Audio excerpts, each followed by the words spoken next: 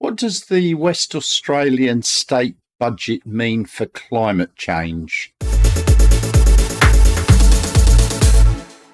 Announced in the West Australia's state budget on the 11th of May 2023 was the fact that this state is trying to wean itself off coal-fired power and move towards renewables. So the budget has put aside $2.3 billion, and all these are Australian dollars, by the way. If you want them in American dollars, it's about 2/3. So $2.3 billion for energy storage, $368 million for wind generation, and $126 million for transmission network upgrades on our state's main electricity grid, which is actually separate from the rest of the country. There's another $196 million to commence works for the Perth's third desalination plant, as well as a range of other climate initiatives to help adapt to our changing climate. All this is good so far. In WA, we already have some of the cheapest power in the country, and this should be maintained with some of these initiatives, which are going to deliver cleaner power, which will be more reliable and possibly even cheaper than it already is. Now, one of the world's biggest battery storage systems is going to be built in Collie, which is in our southwest section of the state. It's actually the site of a coal mine and a coal-fired power station. I believe the coal-fired power station is going to be closing in 2027 and the coal mine closed in 2030. Now, this battery is said to be able to supply around 500 megawatts, which will make it one of the largest. Now, close to where I live is a place called Kwinana, which is just south of Perth, and they've now put aside funding for a 200 megawatt Kwinana battery energy storage system number 2 to also provide 4 hours of storage, and that's going to complement the current existing big battery in Kwinana, which is due to go online very, very soon.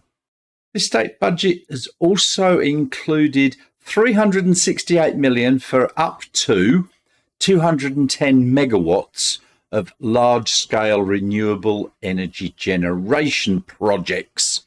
And this is going to include a new wind farm at a place called Kings Rock and potential expansion of the Bright Energy Investments existing 180 megawatt Warradadge wind farm near Eneabba. So this state budget is going to invest a total of $3 billion to take action on climate change with a goal of achieving net zero emissions by 2050. So let's just go over the actual paper or a summary that the government put out.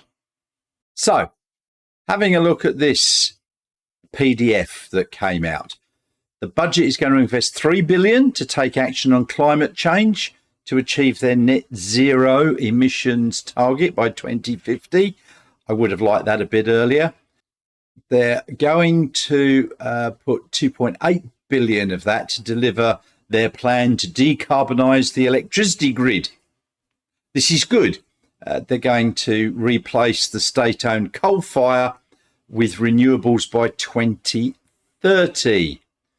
So if we just look down here, $2.3 billion for Synergy, which is the main energy provider in the southwest, to deliver a 500 megawatt battery energy storage system in Collie, which will be the largest in the state. And as I said, the additional 200 megawatt battery in Kwinana. $368 million for Synergy to build a new wind farm at Kings Rock and expand the current one. That will have a combined capacity of up to 210 megawatts. $126 million for early planning for network upgrades, including the ordering of long lead time components. I presume some of the things that they'll need will take a while to be manufactured and brought here. As I've said, they want to get to net zero and facilitate the green energy boom. Don't you just love some of their wording?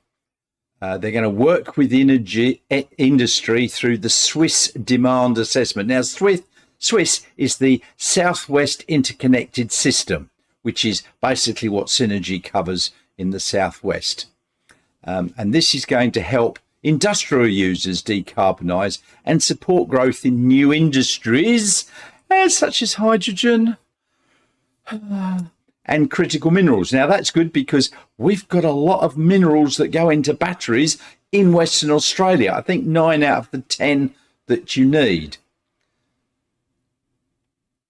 These investments are needed for emissions reduction. Yeah, that's obvious. And to get onto a low carbon economy. And they're going to ensure the security of the electricity grid. And I'm sure there's a lot of fudsters around who will go, oh, the grid can't cope if everybody gets an EV. Yeah, well, not everybody's going to get an EV tomorrow. And the grid is going to be keeping up with the growth. Now, the 196 million for the third desalination plant. As you know, with global warming, things get a little bit hectic. We're a very dry continent, Australia, and we get water shortages quite frequently. So this is going to be a very useful thing. And they're hoping that this desalination plant will basically be using renewable energy. So there we have that. That was a quick summary from the actual budget paper.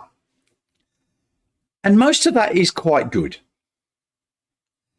But, yeah, there's always a but, isn't there? There's some glaring omissions from this budget. Something to help electric vehicle uptake would have been nice. Now, I know they've already started on putting in what's called the Western Australian EV Highway, which goes all the way down the coast. But Western Australia is about a third in area of the whole of Australia, which is about the same size as the United States. It's about 7/8 the size of the United States. So we've got quite a large area. And there's actually a Great Northern Highway, which goes right up the middle. No sign of any charging units going in there.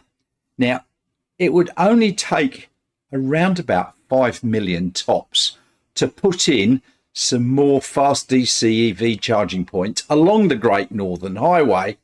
That's a drop in the ocean when you see that they're spending $3 billion. 5 million, it's really not a lot. And I'll tell you something else. At the moment, in Western Australia, we are getting delivered 500 new Teslas at least once a month, if not more frequently. Western Australia has got one of the highest car tax licensing fees in the whole country. Out of those 500, they'll be averaging between $3,500 Australian per car. So 500, $1.5 million. After 3 months, it's paid for $5 million. So it would be nice if they did that. There's also no mention of further electrification of the state's vehicular fleet. Now, I know some time ago they announced that they're going to get 25% or whatever of the state's fleet over to being electric. But they put a get out clause. We're going to convert 25% of the electric fleet, of the 25% of the fleet to electric vehicles where feasible. So that's basically a get out clause, isn't it? But all up, it's something in the right direction. As I said, I would like to have seen more done in a broader range. But governments and their budgets, you know what they're like.